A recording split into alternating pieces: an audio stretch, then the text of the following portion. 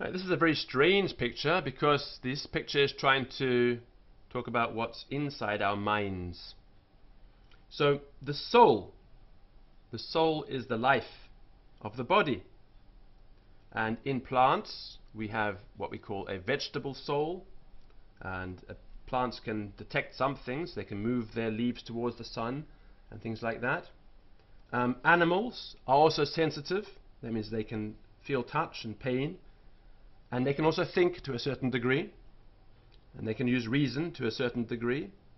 And in men we have the rational soul. We can reason things out, and there are three things. We have understanding, and with understanding we judge. That means we assess what's right and what's wrong. We make decisions.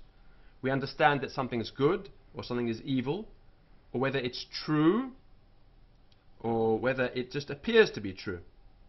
Then we have our willpower, our will, and with our willpower we choose, or we want or desire something, or we reject something. That means we refuse to have it, or we dislike something.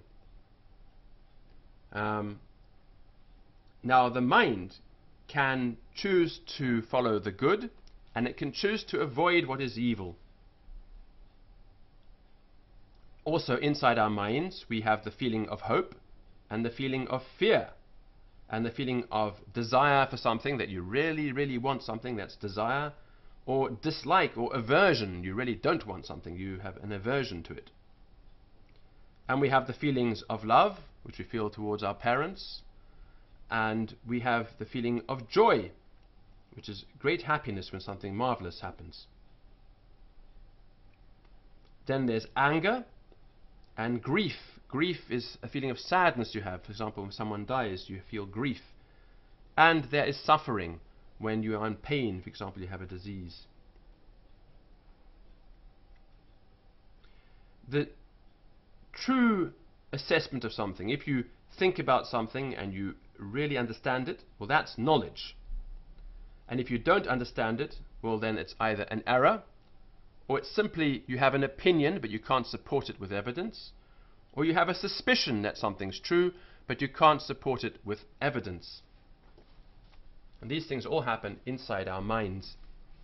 And that's why we have this picture of an eye here, right? And the eye is looking down and it's making thoughts about what's going on inside this mysterious room. And here we have some Roman numbers: 1, 1, 2, 1, 2, 3. I don't know what they're there for.